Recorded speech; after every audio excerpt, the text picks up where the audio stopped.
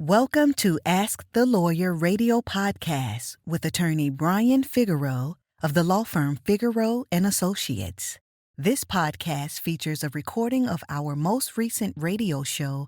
We hope you enjoy the show, which features news, views, and interviews on matters such as immigration, personal injury, bankruptcy, divorce, family law, estate planning, wills and probate, deed transfers, civil rights, criminal defense, workers' compensation, and taxes, both individual and business.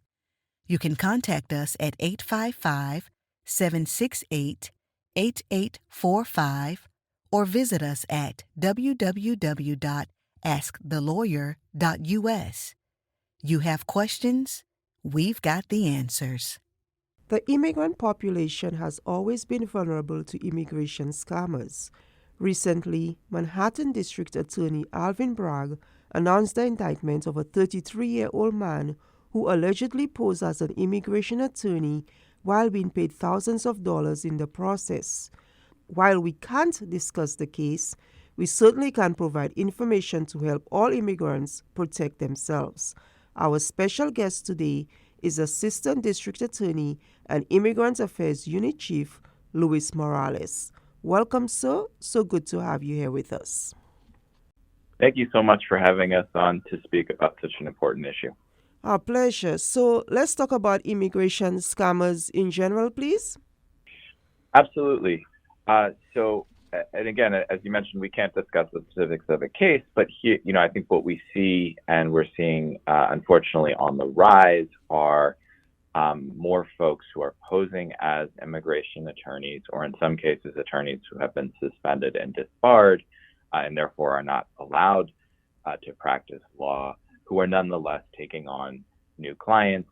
Obviously, there has been a large influx of new arrivals recently, and that they are targets, as well as just the larger immigrant community of New York City. So what our bureau is trying to do, our unit is trying to do, is both educate folks so that they can avoid these scams, or in the unfortunate instance where someone has been victimized, provide an outlet where you can report that, speak with someone in your native language who's trained to take these sort of complaints, so that we can address and investigate those complaints.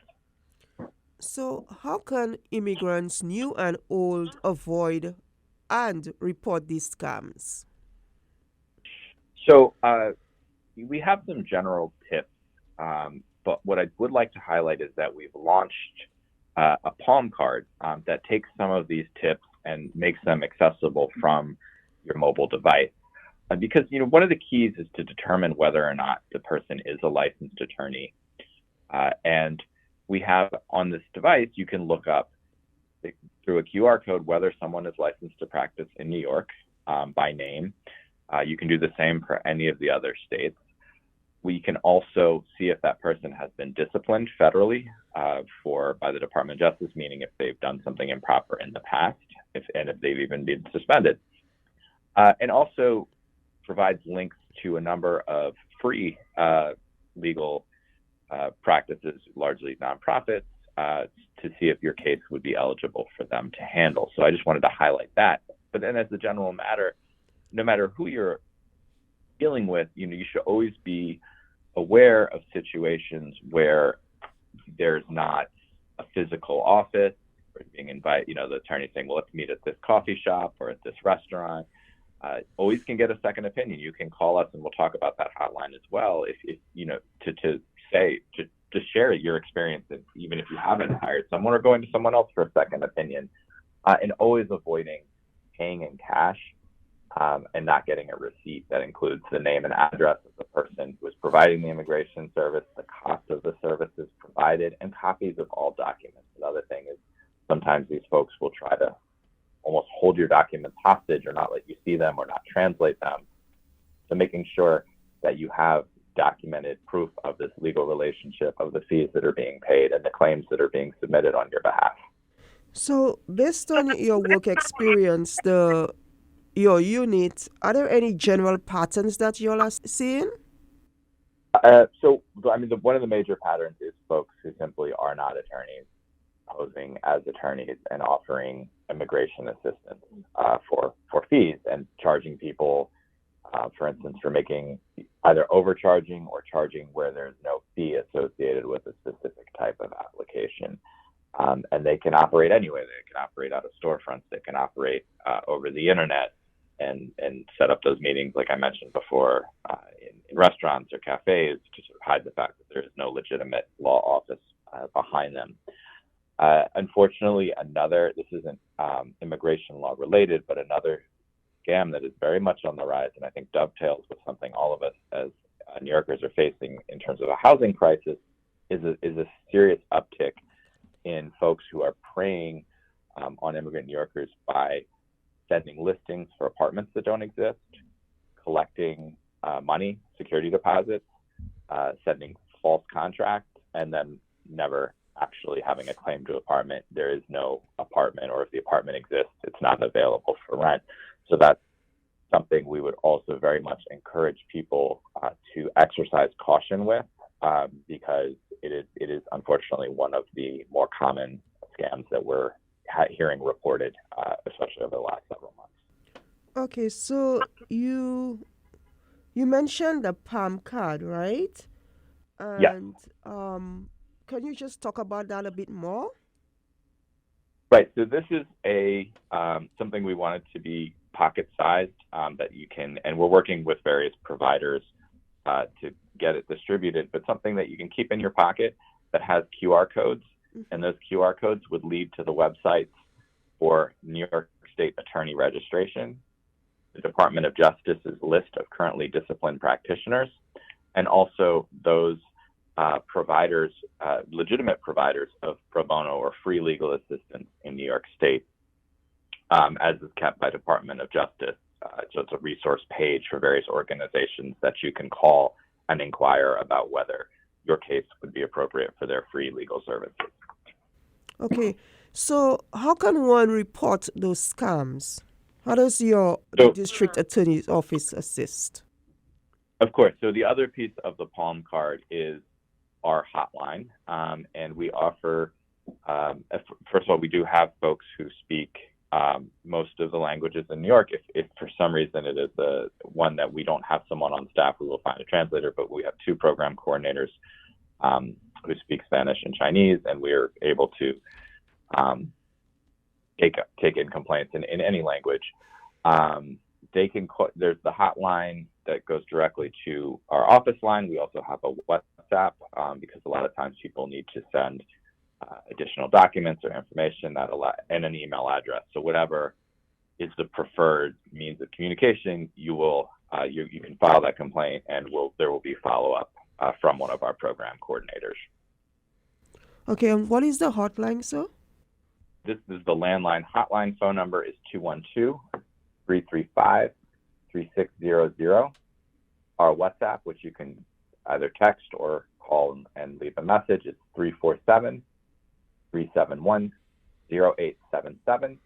And we also have an email, which is IAU, for Immigrant Affairs Unit, at dany.nyc.gov. And as we always say when we offer our hotline numbers and emails, we really encourage people to report regardless of their immigration status. That is not something that we take into consideration when deciding which cases to investigate. We are here to serve all immigrant New Yorkers. That was going to be my next question, because people would certainly have concerns making reports about being scammed, being fearful of finding themselves in deportation proceedings.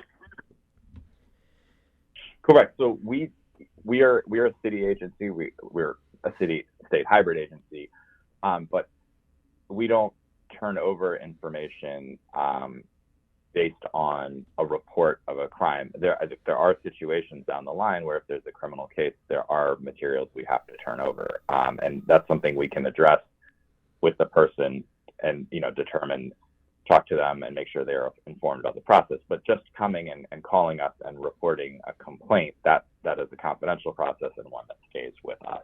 Okay. And before we took any other steps, we would make sure that person was informed of what those steps would be. And mentioning the process, could you just speak briefly about what, the process of, I'm an immigrant, I've been scammed, I contact the district attorney's office, what happens, just a brief scenario? Sure. So those complaints go into our program coordinators. These are folks whose sole job in the office is to take complaints of this type and start the investigative process. It really depends on the type of complaint, how we would investigate that. But, typically we would, and this is why we always encourage folks to have receipts, documents, ideally bank records showing transfers. We can use those things to investigate and determine whether criminal charges can be brought. In the event where we determine a crime has been committed, the next step is usually a grand jury proceeding where formal charges are brought before a body of New Yorkers who are serving and make a determination whether or not a crime has been committed and to indict. And then if there is an indictment, there would be a criminal case, much like, the one that's been reported. It would be arraigned, the allegations would be presented, and then there would be a disposition, whether it's a trial or a plea. And those are obviously very case specific, but that's the general, step one is reporting, step two is investigating, step three would be a determination of whether charges could be brought, and the fourth step would be the bringing up the actual charges in the event that there was criminal conduct for us to pursue. And we make sure we keep that communication line open all throughout. I mean, we don't want people to, we don't say all of a sudden, oh, okay, there have been criminal charges. The idea is to have people, our program coordinators, keeping in touch all throughout the process. Okay, great.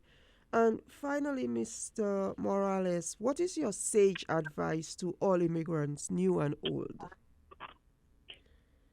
Well, I don't know if I have sage advice, but I would just say, unfortunately, there are a lot of people out there who are looking to take advantage of people's newly arrival status, lack of familiarity with both housing, job markets, and immigration. So I would just encourage people to be skeptical, to not send money, particularly to people they've never met, and just to reach out to us, because we may be able to connect you, either provide a service or help you navigate the process.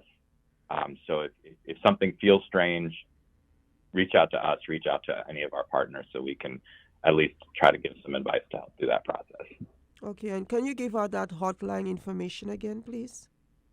Absolutely. So it's 212-335-3600. Our WhatsApp is 347-371-0877, and either will connect you to a program coordinator. All right. Thank you so much, Mr. Morales, and continue, keep up the good work that your office is doing, the Manhattan District Attorney's Immigrant Affairs Unit. Thank you so much, and always happy to share what we can and hope to work together to prevent these from happening in the future. Thank you so much. We look forward. Do you have a legal issue, question, or concern? Turn to Ask the Lawyer. You have questions? We've got answers. For a consultation or to refer a client, visit www.askthelawyer.us. Again, www.askthelawyer.us. You can also register for our paralegal program, get legal news, business consults, or other information on educational issues. Yes, Ask the Lawyer. You have questions? We've got answers. For a consultation or to refer a client, visit www.askthelawyer.us. Again, www.askthelawyer.us.